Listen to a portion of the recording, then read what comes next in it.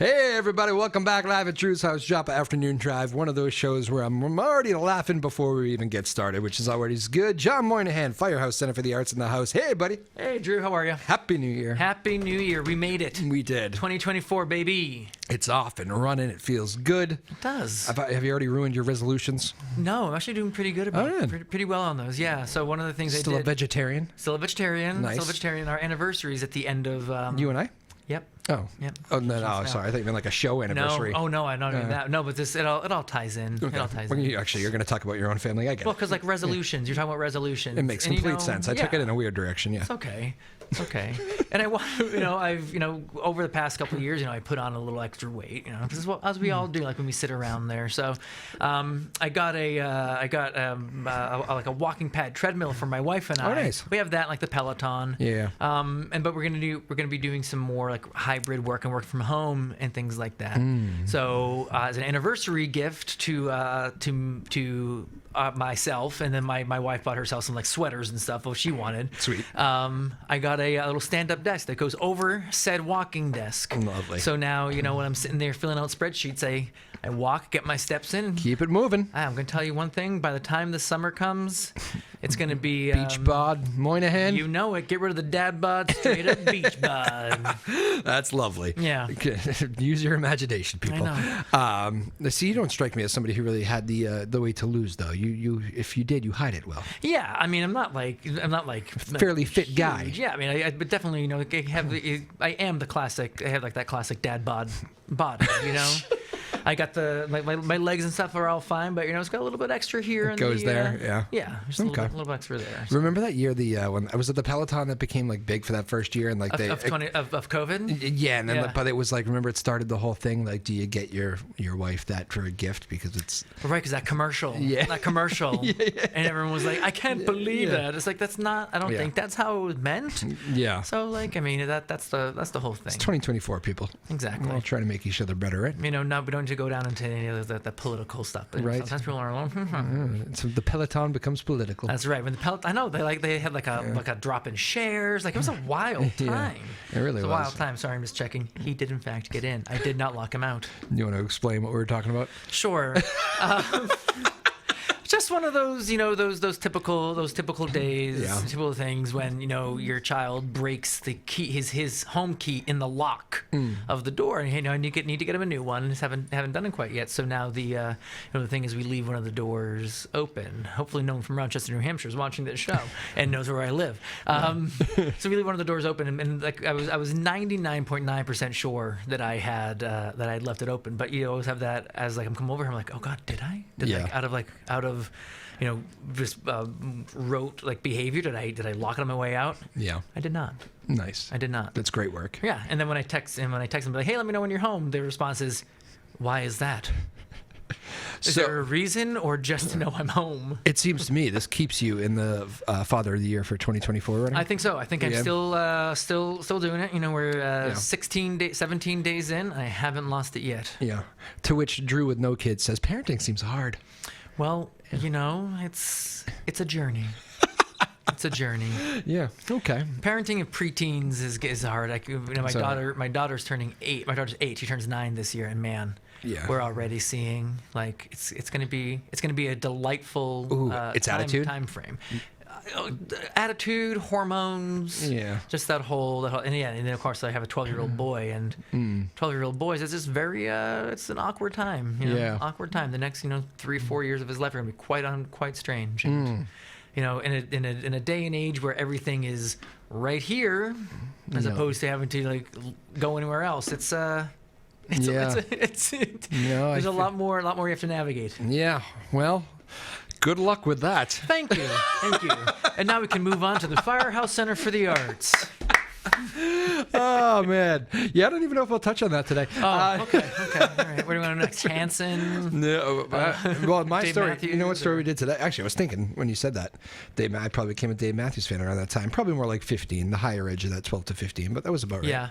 As around the time it was for me too. My sisters were big fans. Yeah. Before I was. Oh, that's nice. Because I wasn't even listening to that. I was listening to a lot more of like the Kiss 108 sort of pop. So like that, like Dave wasn't as popular on that. Yeah. And he wasn't on there. But I probably really got into Dave more in high school. But there's sort of like my I was getting more into Dave Matthews, like, and starting to enjoy him and listen to him more. I was like, oh no, I think I consider myself a Dave Matthews Band fan. Yeah. And my sister goes, oh yeah, you do?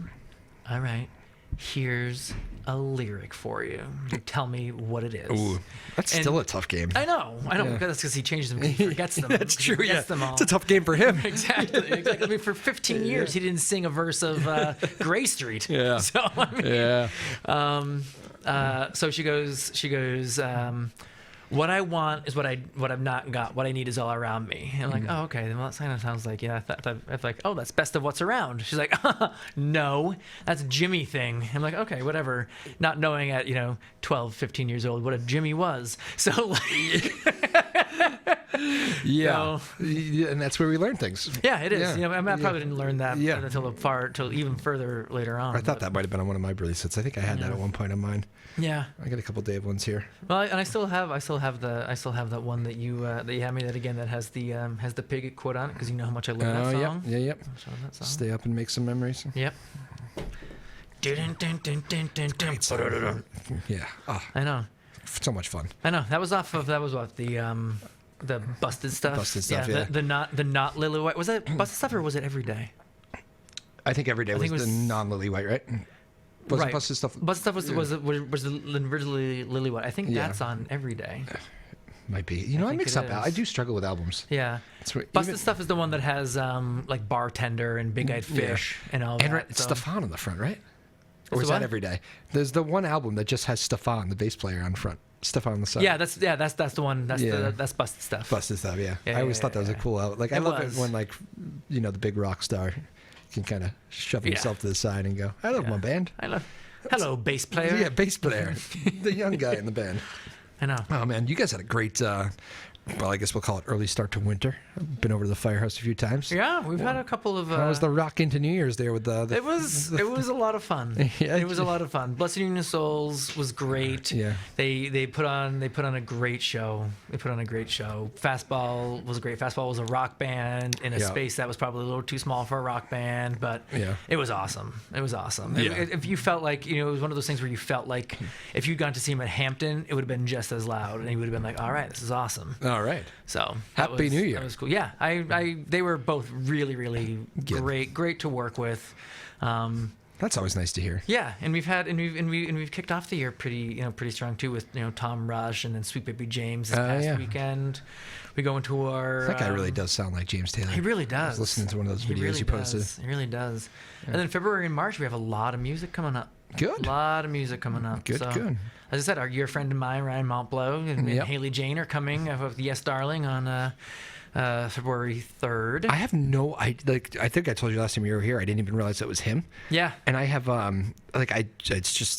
love it. I love how he does that stuff. He's just gonna do this other project, and really, he doesn't make that big a deal about it. But it's cool. Yeah, that's gonna be a really cool one. I'm really excited for it. I know a lot of people who are scooped up tickets for that. Just, I think even just some Montbleu curious fans. Yeah.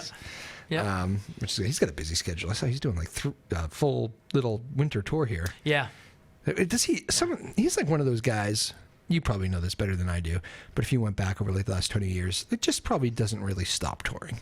Right. Yeah, he is. He's like, well, let's call it a spring tour because it's in spring. But whatever the next season is, I'll also be playing. Right. Exactly. Yeah. He's just one of the. He loves it. He enjoys. Yeah. You can tell how much he loves it when he's on stage. Yeah. And he's honestly, I almost view him as like the same thing as like a Martin Sexton. Yeah. They're always out it's his playing favorite, music. It's his favorite artist. Is it? I did not know that. No, isn't that funny? Okay, that's really nice. Yeah, that's his idol. That's awesome. Martin actually sings on Ryan's upcoming album. Okay. Bonus tracks. Okay. Or latest album bonus tracks. Was it on the last one? I know I've heard it. I think it must be on the last one.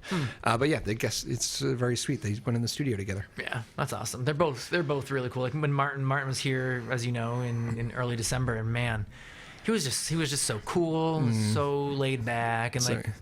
How could you not put on a good show after your intro? So I did like it was like really good. I've seen you do it a million times, but so I did a soft intro for his show, for the show that you were at, the 7:00 show. So I didn't call him out on stage for that one. Oh, okay. So but for the 9:00 show, he goes after he goes, you can call me out. Like, I didn't know that. I didn't know that I was going to be going after like the intro master. Did he say that? He did. Oh, that's hilarious. He was so cool. He's like, yeah, absolutely. Like, get him going. I'll come out. For those who don't know, the theater background, John here, doesn't even use a microphone, which if you remember when I introduced the band there that day, I was like, you theater people and no microphones. Jay, yeah. I'm not used to yelling. Yeah, that's right. The Jay Pissarro show. I'm not used to yelling into the abyss here, but you do it so expertly. Thank you. And 4 years of college education. There you go. And he's doing the intro. He has it all, he got all these details. And I don't know how you remember it all. But then at the end, he just did a very nice, gracious thing. Now for a man who I've tried to get on stage years and years now, they get the build up. Martin Sexton. The place went crazy. I know. It was just so good. It's fun. And it gets the crowd into it. It gets the artist into it a lot of the time. I mean, it jazzes me up be able to do that for some of those. My cousin was there with me when you hit the high note on the Martin Sexton, the post, I guess we would call it. My cousin was next to him. He goes, "Woo!" He was like, he was already ready. I know. It's one of those things where you get that visceral reaction. Yeah. Like not visceral is the wrong word. Sure. Because that has a negative connotation to it. Yeah. No, it's just one of impulsive reaction. The impulsive. Like you're feeling it. You're in the moment, and that's how it is a lot of times. For me too. And because there are definitely times where that intro does not go nearly as well. Yeah. Sometimes they don't laugh at the joke about silencing your children. Yeah. And stuff like that. And we're like, those are awkward.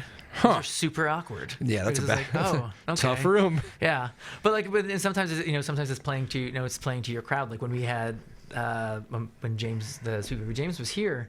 One of the things I've added for your audiences that tend to be a little bit older, I tell them to open up their all those crinkly candy wrappers now as well. Just like it gets a good little chuckle. We're doing the music of the brother of Livingston. Taylor, you ever do that one? That would be funny. No. They get along with. Did I tell you I interviewed Livingston? Yeah, I did. Yeah, he's a good guy. He's a good guy, and he's played multiple times. Yeah. At least I think he's a good guy. You know what? Sometimes you say that stuff right after interviewing somebody for 10 minutes, and it was great to me. How do I know if he's a good guy? He is a nice guy. He seemed like a fine fellow. He was in Japan, or he's going to Japan. That sounds about right. They like him there or something. That sounds about right. Yeah. Anyways, we're talking about the past. I know. Let's talk about the future. Well, actually, current music news. Did you see current. Watertown Zone, Noah Khan? Yes. In Melbourne? Yeah, he's in Melbourne. He's got the two shows at Fenway this summer. Yeah. But I got a good chuckle because my wife and I were listening to, I think it was like Sirius Radio, and they were talking about they were doing a. He was like a number one on like some indie radio thing, of course, because he's Noah Khan. Yeah. The person they had to introduce him was like was a local. I don't know whether they're from Massachusetts or somewhere else, but they're like, and the number one is Noah Kahan. I'm like, they did the Kahan. Yeah, it's not even how you say it. It is you call hard. yourself a fan. I know. I remember I had to look it up once because did you know he does a video on this? That makes sense. So like a YouTube video where it's just there for name pronunciation. He goes, it's Khan. And the easiest way that I can explain it to you is just picture one of the A's is silent. Okay. I like that. Yeah, it works either way, I guess. Yeah, I mean, I would think the way that I would do it because, Disney fool and growing up watching like musicals and stuff like that. Yeah. Think of Shere Khan from The Jungle Book. And that's how you say my last name. Wow. Well, we'll see if that one sticks with me. It very well might. So you got to have those mnemonic devices. You do. His band, he was in Australia first. Yeah. Did you see his band didn't make it there the other night? No. Yeah. All the storms and the flight issues and flying anywhere seems to be a real hassle. Yeah. The band didn't make it. Okay, so did you do solo show? Solo show. That's awesome. Sing-along night with Noah. That's awesome. And he actually put funny lines behind him on stage, like one-liners. Yeah. As this flashing up. Yeah. One of them was, Let's see, what was it? First time playing Australia, and my band bails on me. Another one was that they were really funny. Another one was like, now I'm just kind of like Ed Sheeran, which I thought was good. Another one was they weren't that good anyway. Does awesome. Anybody play drums? That's awesome. It was pretty, they just kept changing during the show, which I thought was it was a good way to handle good. it all. I mean, it's one of those things where you just need to roll with the punches, and you just got to go with it. You mentioned Fenway. Are your kids into him? No, my kids don't listen to good music. Oh, damn it. Yeah. You know what? I think is there something with that where like it's bad music for a while, and then one day they just ask the right questions. Maybe. I mean, like, but it's even I listen to such like a diverse type of music and at 12 though, and things like that. Did I at 12? Yeah. No. Oh, you mean now? I mean now. Okay. I mean now, and like, and I try to share that. Yeah. Try to share that with them, but again, like you getting nothing. Not, honestly, a lot of times no. Like my daughter would be like, "Can we listen to Frozen?" And like you've sang the song 12 times. Yeah. We know it. You know it. Let's listen to something else. Okay. How about Salish Matter? No, I don't want to do that either. So it's trying to, being somebody that listens to a good amount of music and trying to build. I bet they're absorbing it and you don't even know it. I definitely think in some ways they are, but they're also going through that phase that literally I think it's everybody from like 6 to 13 goes through the phase where Imagine Dragons is like number one. Yeah, and they love them. That surprised me. I didn't realize that was such a thing. I didn't realize it either until I had multiple people in my life when their kids were like 3rd, 4th, 5th, 6th grade, like huge Imagine Dragons fans. And now, this is now many years later, my kids are doing that and huge Imagine Dragons fans. So, I mean, good for them. Yeah, sure. Big Berkeley guys, if I remember correctly. I don't know that. I think they all went to the College of Music there. Okay. Almost the whole band. Nice. Every time they had a big, like, I don't know, was it Grammys? They have a big Grammy year? They win Grammys? I don't know. They had a big award show night, and I remember, like, when you're working at the news stations in Boston, it's always like, what's the local connection? Well, gonna be a local Boston everything. Yes. And I remember one time they stopped by Boston, so we shall claim them as our own. Yes, Pulitzer Prize. Once spoke at Harvard. I make fun of the news because I'm in it. Yeah. Not a lot of good news these days. No. Well, it's like us saying that Henry David Thoreau and Daniel Webster spoke at the firehouse back in the 1800s when it was a lyceum. Like, where didn't they speak? Yeah. It's like one of those things where it's easier to figure out where they didn't speak versus where they did. Yes. Yeah. You know.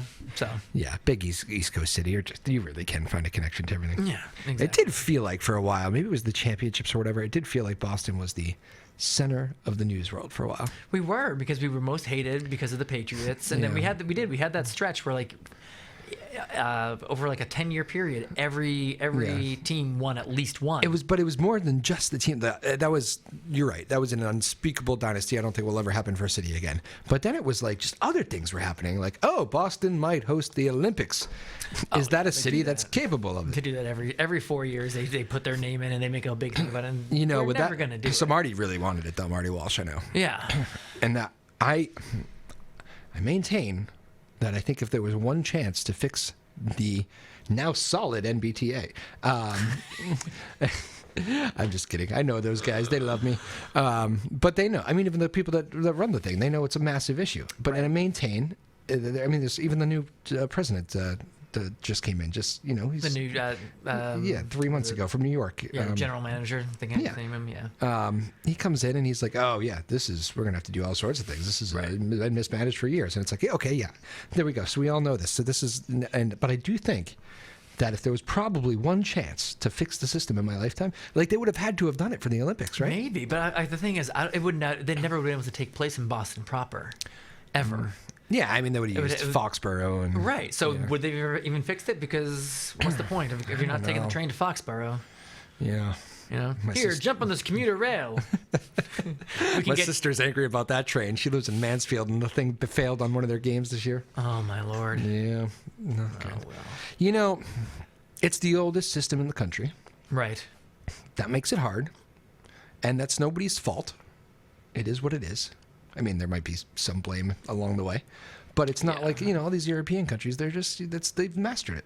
Yeah, I mean, they've been around for high-speed rail. thousands of years, and sure, high-speed rail, but I mean, the thing with a lot of like those, European countries is they were built in such a way that travel was planned because they had to have it was carriages or people walking, right. Whereas like when we were building this up here. Anyways, we don't have to go into Say what you want about New York City. It was built with a purpose. I mean, there's blocks in grids and a general direction that you're going. Right. And that damn thing kind of works, that New York Transit. It does. Mostly. I mean, I know it's not always... Yeah, but it's so walkable. That's what I've always loved about New York, is that it's so walkable. Yeah. Could you live there? Did you live there? I did. You did. That's right. Live there. I did live there. I could never. I could live there. I would have to live in a spot where I could take the train, because I will not. Yeah. I hate driving in the city. Yeah. It is absolute Where'd you live? Torture. I lived all over. I lived in Brooklyn, down by Coney Island.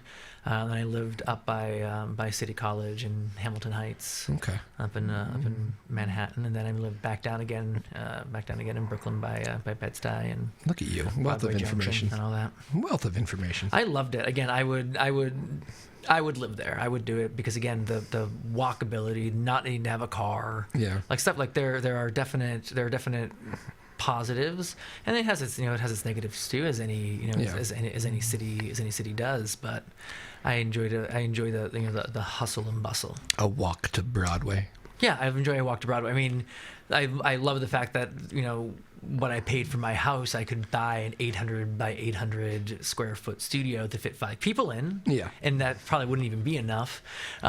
Yeah. So like that. So from that aspect, I don't miss it, but I do live. I have always enjoyed the hubbub and how it is always like you can always find something to do. It is alive. It is alive. Yeah. It is alive. And as somebody that is in the arts and is always looking for that for that sort of stuff. Yeah. I don't have to drive to Boston or go up to Portland. It would be great to just be like, oh, there are 13 choices for this evening that I can go to, and I can walk to all of them. Even Boston, the one thing, there was a push, I remember, before COVID for this. It kind of went away because of COVID, obviously, but, New York keeps those bars open until 4 a.m. I think. Oh, yeah. And there was a push for Boston to do that because people it does kind of make sense. Like, I don't stay up past, me. I'm up early and not necessarily to bed early, but it's not like my younger days. So it's not like I'm pushing like partying. But I do understand that people work off hours now. It's not. There's not everybody's working that 9 to 5 cookie cutter job. Right. Everybody comes home. It's rush hour. It's like, do people work different shifts and different jobs? And like there's a push to keep. Right. Well, and also the beauty of it in New York is that most restaurants are closing 1, 2 a.m. Yeah. So if that was happening in Boston, because Broadway shows are out 11:30. People want to be able to maybe go to get a bite to eat afterwards. Like my wife and I went to go see Phantom before it closed, and we went to get dinner after the show. It was an 8:00 show. We were eating like this late night dinner, like 11 o'clock. Yeah. And so the people that are working in those industries, they need somewhere to go. Yeah. Afterwards. True. So like Good when point. I was living down there and working at Bubba Gump, plug what up Bubba Gump Times Square. It's fantastic. That's what we used to do. Like we would do that. We would shut down. Closed at 2. We'd be out by 2:30, and then we'd go to Hurley's right over there on 46th. That's how you do it. Walk a couple blocks up, and then if we were really good, we'd find one of the after hours bars that stayed open for the for the industry people. And then you'd be getting on the train at 6 a.m. and people are going to work. Crazy. It looks great in a good way. Like I think it's. It's definitely not a lifestyle that I could do now. But when I was living there, I was 23. Yeah. 23 to 25. I could do whatever. Yeah. Conquer the world at 25. That's right. So the Firehouse, you're saying, will be having shows at 11, starting at 11 and 11:30 now. Yep. Is that okay? Yep. Late night shows. It's gonna be great. Firehouse. Yeah, it's gonna be great. We're gonna take it into the morning hours. Yeah. Exactly. But again, speaking with the Firehouse, we really have not talked about all the great things that we have. What's your favorite show coming up? What's your favorite show coming up? Well, I think it's Do you pick favorites? No. But yes. But I do have a really exciting one that I think you'd be happy about, even if you don't already know this. But your friend and mine, Will Daly, is coming back on March 28th. I don't think I knew that. So yeah, we officially announced it earlier this week. Tickets go on sale. I may be able to cut out the part because I don't know when the show is actually happening, but tickets are on sale as of Friday, January 19th. So if you can cut all that out if you need to, if the show's past that date. You're fine. No. This baby's going right on. Don't worry about it. Tickets are on sale. Yeah, and then tomorrow, or again, is this Thursday's show, today's show? What day are we today? Where are we today? I literally Drew? don't know what today is. All right. Well, so just keep going. Anyways, we're announcing we're going to be doing a record release for Andrea Von Kampen on March 26th. Oh. A really awesome up and coming jazz and blues artist. Emily Scott Robinson is coming on March 23rd. We got Hot Club of Cowtown doing their 30th anniversary tour on March 21st, and then of course we have Eric Hutchinson. He still has a few tickets left. In February, we have, like I said, we have Ryan Montblow and Haley Jane doing Yes Darling, which is very exciting. We have Long Live the King, which is a tribute to Elvis Presley as sung by Rick Anthony, which is I'm it's sure an original idea doing the tribute to Elvis. Yeah, I know. First I've ever heard of it. I'm sure you can figure out what he's going to be singing. A lot of Beatles songs. And then on February 18th, we have the Gemstones, who does the music of like the 50s, 60s, and 70s. Okay. Which is going to be again really, really awesome. And then our next our next youth program is we have Freckle Face Strawberry at the beginning of March. And then we have a couple of vacation programs. The Star Tots vacation program that's for ages 5 to 7, happening during April vacation. February vacation, and then for April vacation we have our cabaret program. So I mean we're pretty booked solid all the way through to to the end of June. We got some things that we're trickling in for July, and then August we go into the woods. I mean with Hanson. Yeah, with Hanson. Yeah, with Hanson. Yeah, not Hanson. Sorry. Yet. Sorry, all you fansons out there that listen to Live at Drew's house. But yeah, I mean we're booked to the gills, and we're just really we're really excited about all of the different things that we have that we have coming up. John Moynihan of the Firehouse with the Firehouse Update right down the street. What a wonderful theater. What a wonderful center for the arts, Drew. We're more than just a theater. Wow. That was awesome.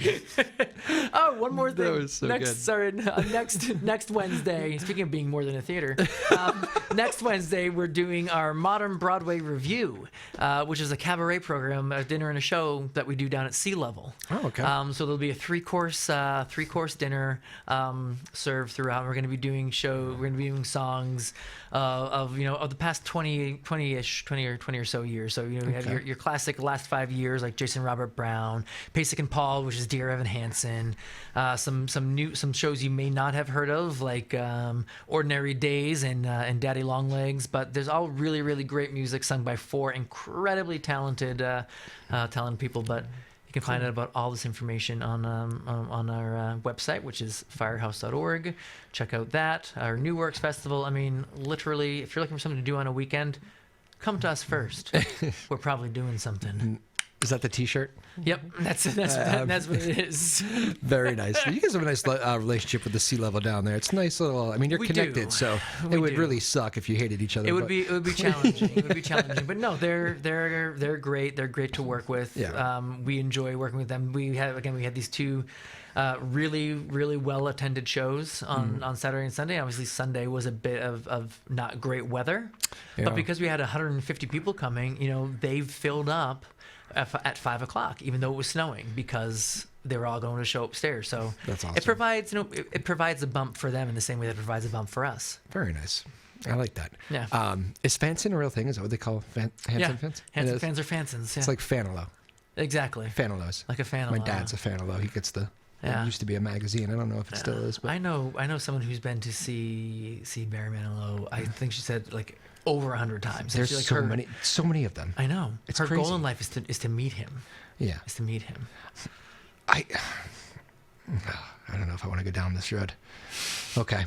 So you know me, I'm open to any music. I just don't understand the Springsteen's my comparison, where I could go see him 100 times, or Dave. Yeah. But, the shows are different. There's new music consistently. There's new writing. There's different directions, bands, solo, whatever, new bands. Barry, I just don't... How many times can you hear Mandy? About as many times as you can hear Copacabana. That ends the show for... No, I'm just kidding. We'll end on a better note. At the Copacabana. But for years, I was like, I write the songs as a decent song. He didn't write the song. I know. It's that funny, makes isn't it? the whole world sing. I know. Who was that? That was Beach Boy, right? But was it? My guess is, honestly, it's either one of two people. Yeah. It's either like Brian Wilson wrote it, or like Burt Bacharach, because that was the time. Yeah. Like honestly, that was the time where. I think it was Brian Wilson. Yeah, that sounds about right. I think he wrote that song. I'm not as good with my Barry Manilow knowledge. But, Learn Barry, dang it! Did you see his Broadway thing they had to scrap? The Barry Manilow? No. Yeah, they just they didn't scrap it, or it didn't do well. didn't do well, and now it's over. Closed. Yeah, Yeah, I know. just closed. I guess I tried to be nicer, but you people in the theater We're world in the theater. just It closed. yeah, Just it's done. Just like the Once Upon a One More Time, which is the Britney Spears one. Yeah, like true. It had its moment, and is it do other Broadway shows root for other Broadway shows?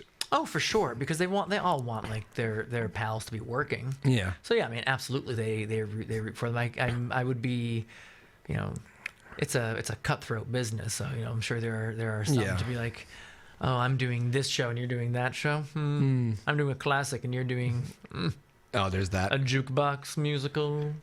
But anyways, I bet there is that. I'm sure. There's no doubt about that. I'm sure. I can only imagine what like the Broadway text chains, like the group threads. You were like in that world for a while. Like you probably remember like, oh man, that shut down so quickly or whatever. Yeah, I mean, I worked next to it. Yeah. I saw things like that. You were on Broadway. I was. Yeah. I was right in Times Square. Yeah. So I would see like, I was there when TRL was still going on when I was there. Ah, the I old was there Carson Daly. Well, it was long past Carson, but Oh. but I was there when like they had their last show and stuff. There was like that. TRL post Carson. Yeah.